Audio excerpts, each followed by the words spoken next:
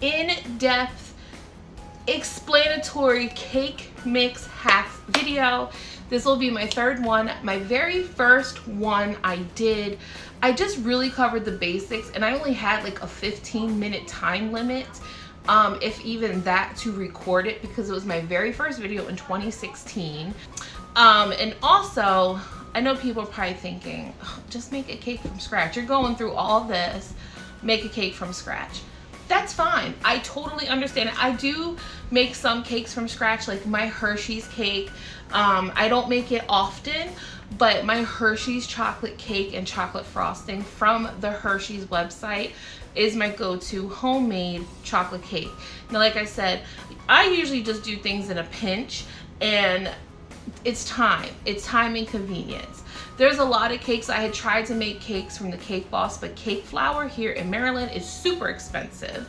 And from the cost of one box of cake flour is like 4 to 5 boxes of cake mixes where you already have everything in it. Just the price of ingredients, you know, which I know you do add more ingredients, but a lot of the stuff you already have at home or you're already gonna need for a homemade cake. So it's still a little cheaper. So for water replacement, on a box of cake mix, it says, actually, let me get one. So all cake mixes are different. So I have right here a Funfetti Pillsbury, and you can do whole egg or egg whites. I always use whole egg because I mean, I know it changes the color of the cake. If you really want a white cake, then don't use the yolks. But I feel like the yolk is the more, like, a really important part of the density in the cake. That's just my opinion. What do I know? I'm not a professional baker. Baking is a chemistry. I just like all my cakes with the whole egg. I don't like wasting or anything like that. Plus, I just feel like a cake should have a whole egg. Like I said, if you're being weight conscious or you just want a white colored cake, because if you do add white food coloring to a vanilla cake, the cake color comes out very weird. Trust me, I've learned from experience. Don't make that mistake. Okay, so water. You want to use, you don't have to, whole fat milk. We don't ever have whole fat milk in our house, so we just always use 2%. Never had an issue. If you don't want to use milk, you can use almond milk, you can use any kind of dairy. Like I said, full fat's best, not necessary. You can use your almond milk. You can use, if you want to use water, you can use water. I personally don't ever use water in my cake mixes unless I'm putting coffee into it to put in a chocolate cake. So water to me is not an option because I'm trying to make, you know, whatever. It's just my personal opinion. Evaporated milk is good. One of my favorites is actually coffee creamers. It alters the taste, and you can make so many delicious cakes with coffee creamers. One time I took the Reese's Peanut Butter Cup coffee creamer, baked it in a chocolate cake, made a homemade buttercream frosting, and crushed up Reese's Peanut Butter Cups and layered it like in between the layers. So good. Delicious cake. And you know, like all I really substituted was the water for coffee creamer. So good. Same thing with hazelnut. You can do a Nutella cake, put hazelnut, you know, you can really do anything with it. Okay, so if you don't want to use milks or anything like that, you can use fruit juices, fruit punches, soda. You can use anything like that to flavor your cake mix and just make it fun. So yeah, like there's all kinds of options to replace the water. Now, moving on to the oil.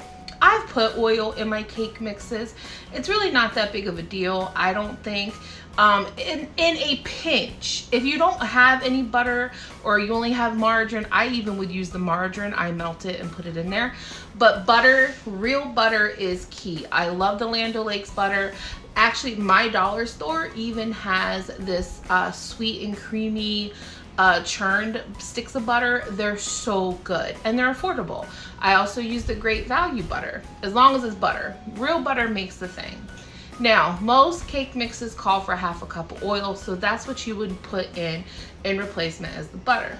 Here's something I've learned from a baker. If my recipe calls for 1/2 cup of oil and I replace it with 1/2 cup of melted butter or softened butter, she said double it. Double the amount of butter. Now, I've slowly did that. I have not cut into my big sheet cake yet because I did double the butter in that. And I kind of doubled, not completely doubled, I did a little bit extra butter in this chocolate cake mix. I think I might have put like 2/3 cup of melted butter in it instead of 1/2. So I was 1/4 short of a whole cup of butter. So she says that really makes a difference. So we'll see. I will see if that, like, how the texture is and things like that. So that's another that's another tip that I have learned about doubling butter. I never doubled butter before. I never even thought about doubling butter before. So that is another new tip for me as well. So that's all I just have for the butter is, and you can still use oil if you really, really want to use oil. You can just use 1/2 cup of melted butter or softened butter or whatever, or you can double the butter. Let's see. Okay, eggs. My rule, always 4+ eggs minimum. And I think I did say this in the thing, 4 eggs. Always minimum of 4 eggs. I've known people, they have told me in a box of cake mix that they want a really good pound cake. They have doubled 4 eggs and put 8 eggs in a box of cake mix for a really nice pound cake. I've gone up to 5 eggs. I've even done 6, but I have not done 8. Like I said, the base minimum, I always add 1 extra. Sometimes I add 5. But the minimum of eggs I always put in my cake mix is 4. That's the base minimum. That's the biggest tip you should follow. Okay, so I'm reading my thing. Okay, of course I said the sour cream, mayo, and whatever, vanilla and salt. I did add vanilla, extra vanilla in both of my cake mixes. Vanilla enhances the chocolate. And of course, if you really like a vanilla cake, you can add all kinds of vanilla stuff to your cake and make a really Frenchy, superb vanilla cake. This is another tip that I was told. I personally have never done this, but I was told you can add 1/4 cup of flour, 1/4 cup to a cup of flour and sugar to your cake mix. Like I said, I've never done that, but this is what was told to me. I don't know what the whole purpose of it is. Personally, I don't know. So if you may know and you have done this before, please let me know down below in the comments why you do this and what the whole purpose of it is. So yeah, I've had several people tell me that, oh, I always add 1/4 cup of sugar, 1/4 cup of flour extra. And I'm just like, okay, I don't know. Or a cup of flour and 1/4 cup of sugar. I don't know. But that's just what I've been told. I will put that down in like all this I'm telling you. But if you're like, oh, like what did she say? Everything is going to be in the description box below. If you don't know where the description box is, because I've had people tell me that too, there's a little arrow that points down. If you click on that, the whole thing will open up and you will find the whole world of goodies, including my mailing address, all my links to all my social media. So yes, there's that. Okay, so let's see what else. A pinch of salt. You can always add salt. I don't always add salt, but of course another flavor enhancing. Okay, so for chocolate cake, you can add a strong amount of coffee to it. Did I mention? Oh my goodness, right on time, hold on. Okay, now that my cake is finally done, there should be no more interruptions. Okay, so a lot of these cake mixes, let me see, like this one. This is just a signature series. This one doesn't say. This one should say. This one doesn't say either, but usually they say there's pudding in the mix. That's great.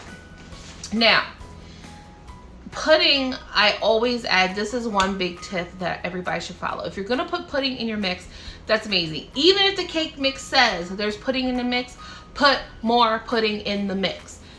It's amazing. You will see in this video when I'm doing both my vanilla cake and when I'm doing my chocolate cake how your cake batter thickens up. Now, my chocolate cake didn't thicken up as much as it normally does at first, but when you let it set, it really starts to get thick. Now, always add this in last, especially if you're doing it by hand. When I did my vanilla cake, I used my KitchenAid, only because I was doing 2 boxes of cake mix and making a very large batter. And I also used the whip attachment, the whipping thing, and not the paddle attachment. A tip that I was also told was to whip my cake mixes instead of just using like beaters or a paddle attachment, that I should whip them and it kind of whips the eggs and stuff like that. I don't know how true it is, but I tried it, so we'll see if there's like a big difference when I start carving the cake. But for this, the chocolate cake that I just made, you'll see I did this one by hand, and that is where sifting the cake mix I really feel comes in handy, because it's so much easier to mix by hand. You don't have to like try to get all the bubbles out and stuff like that. I just simply kept taking a spatula and kept folding it and mixing it, and it comes together so beautifully. So I always sift all my cake mixes, always #1 first step.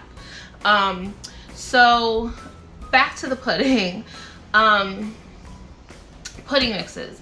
I always add pudding mixes. Of course, chocolate with chocolate, vanilla with vanilla, but like red velvet, you can add, I think I said this in the video earlier, you can add chocolate cake mix to, or chocolate pudding mix to red velvet cake, but they do now have a red velvet pudding, so if you wanted to get the red velvet pudding, you can, oh my gosh, you can use that as well.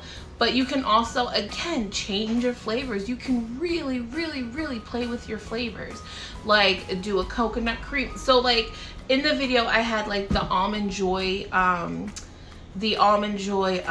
coffee creamer. Do a coconut cream, like, pudding in with your chocolate cake. Put some coconut flakes in it. Put that Almond Joy flavor. Make, like, a really nice coconut cream frosting, or even put the Almond Joy flavoring in your frosting. The cake would be amazing. So you can change your pudding mixes up. Of course, you have a lemon cake, put lemon cake. Or lemon pudding. You can make a pistachio cake using a vanilla cake mix. The options, like I said, be creative. Cooking times. I always do a long slow bake. I always bake my cakes at 320, which is most cakes, let me see what most of these call for. I think most of these call for, oh no, this is 350. I don't do 350. What is this one? This is bake. It doesn't say what cooking temperature on here. Oh, oven 350. I don't do 350. What's this one? 350. Just 350. And this one also says 350. I never ever bake my cakes at 350 degrees. 320 to 325. That's it. That's in Fahrenheit. In Celsius, I use the converter because I don't know how to convert to Celsius. I ain't gonna lie. 160 degrees Celsius to 162 degrees Celsius. So that's the other thing. When they come out of the oven and you let them cool completely, that is when I level, I cut, I wrap them individually. Or if you want to wrap them together, just make sure you put parchment paper. I always double fold parchment paper, put it in between your layers, wrap it up, freeze them. And I feel like freezing them really makes them soft. And not only that, it helps when you're doing your buttercream. Some people add simple syrup when they come out of the oven and after they cooled, like Yolanda Gamp. I don't. I feel like my cakes are very moist as it is. So I don't use, whatever. I don't use like the cake mix, or not the cake mix, the simple syrup on my cakes.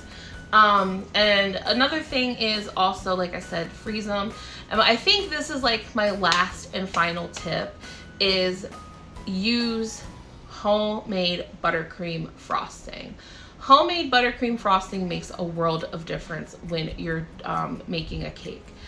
I never, ever, ever, ever, ever anymore buy vanilla, especially vanilla store-bought frosting. It just tastes so chemically to me. Like, it just tastes like chemicals. So I always make my own homemade buttercream, especially vanilla. I do cheat though with the chocolate, but the only brand, now I'm not gonna lie, I'm not gonna say not the only brand, because I do have down here a rich and creamy chocolate that I had to get in a pinch because I just ran out and the store was right up and I was on a time crunch. So that's when I turned only to chocolate frosting. But that's, like I said, in an emergency. As a rule, if I have to buy chocolate frosting, I only buy, there's a Hershey's brand. Hershey makes their own chocolate frosting, and they make their own chocolate frosting, and that's the only one I'll buy. I've only found it at Walmart. It is absolutely mouth-watering. It is delicious, smooth, and creamy. Great chocolate taste. Tastes like homemade. That's the only chocolate frosting that I prefer to buy. Like I said, in a pinch, I'll run to Betty Crocker or Duncan Hines, but other than that, only the Hershey's brand, or I will make my own buttercream frosting or ganache.